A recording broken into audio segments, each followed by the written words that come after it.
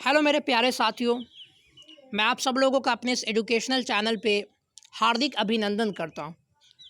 Friends, आज के इस वीडियो में हम लोग बात करने वाले हैं यूपीएससी एनडीए एग्ज़ाम के बारे में। हम लोग देखने वाले हैं कि यूपीएससी एनडीए एग्ज़ाम क्या होता है, इसको कौन कौन से अभ्यर्थी दे सकते हैं, इस एग्ज़ाम को देने के लिए न्यूनतम व अधिकतम उम्र सीमा क्या होनी चाहिए, इसके लिए एजुकेशनल क्वालिफ़िकेशंस क्या होना चाहिए, फिज़िकल क्वालिफ़िकेशंस क्या होना चाहिए यानी हाइट क्या होना चाहिए, और भी चेस्ट वगैरह जो चीज़ है वो उसकी फ़िज़िकल जो भी रिक्वायरमेंट्स है वो क्या होनी चाहिए। उसके बाद इसके सिलेबस को हम लोग समझने वाले हैं।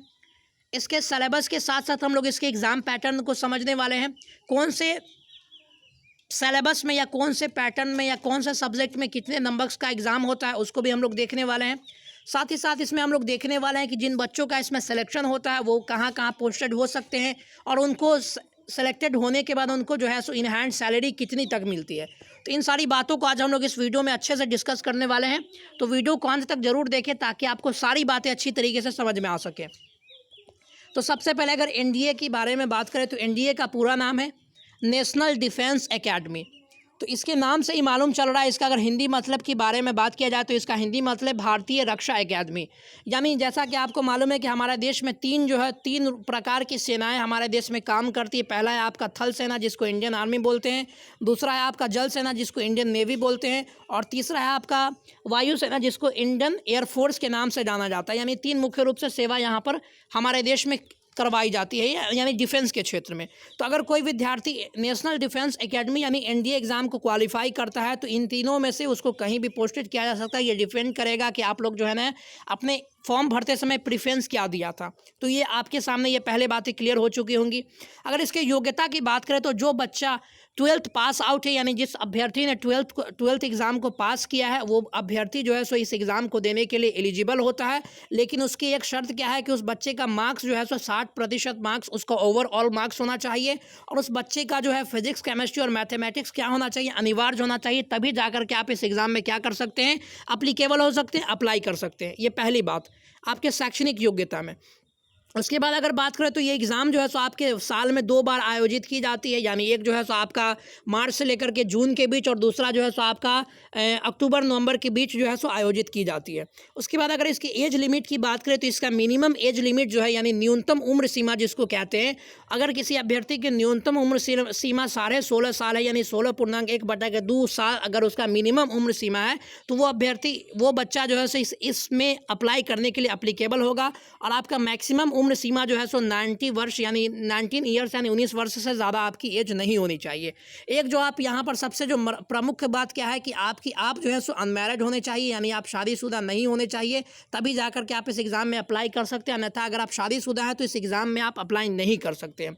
उसके बाद फिजिकल रिक्वायरमेंट्स की बात करें तो जनरली इसमें कई सारे फिजिकल रिक्वायरमेंट्स होते हैं। तो मैं आप लोगों के सामने हाइट से रिलेटेड सवाल बहुत सारे बच्चे पूछते हैं, तो यहाँ पर मैंने लिख दिया है। इसका हाइट जो है सो 157 से लेकर के 162 सेंटीमीटर तक इसका हाइट जो है डिफरेंट पोस्ट के लिए अलग अलग होता है। तो ये आप उसको प्रॉपर नोटिफिकेशन में इस चीज़ को मेंशन किया जाता है।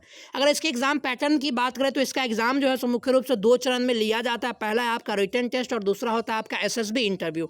तो ये 2 चरण में एग्ज़ाम लेने के बाद ही बच्चों का सिलेक्शन होता है। अब ये 2 चरण में किस तरीके से एग्ज़ाम लिया जाता है, तो रिटन टेस्ट जो होता है सो आप लोगों का 900 मार्क्स का होता है यानी 900 नंबर का आपका रिटन टेस्ट होता है। और इसमें मुख्य रूप से 2 पेपर्स देखने को मिलते हैं, जिसमें आपका पहला पेपर जो होता है सो गणित का होता है, जिसमें मुख्य रूप से इसका जो वेटेज जो होता है यानी अगर बात करें इसमें नंबर का वेटेज जो होता है सो ये मुख्य रूप से 300 नंबर का ये आपका क्वेश्चन होता है। उसके बाद अगर हम लोग जनरल अवेयरनेस या जनरल साइंस की अगर हम लोग बात करें तो इसके पेपर को भी हम लोग ए और बी में डिवाइड कर सकते हैं, जिसमें आपका एक ए में आपका जो है सो जनरली इंग्लिश होता है और दूसरे में आपका फिजिक्स केमिस्ट्री हिस्ट्री ज्योग्राफी और भी जो सब्जेक्ट्स बचते हैं करंट अफेयर्स वगैरह इन चीज़ों को इसमें शामिल किया जाता है। ये आपके पेपर 2 में, यानी इसमें 2 ही पेपर होते हैं, पेपर 1 और पेपर 2। पेपर 2 को 2 सब पार्ट्स में डिवाइड किया गया जैसा कि मैंने आप लोगों को बता दिया।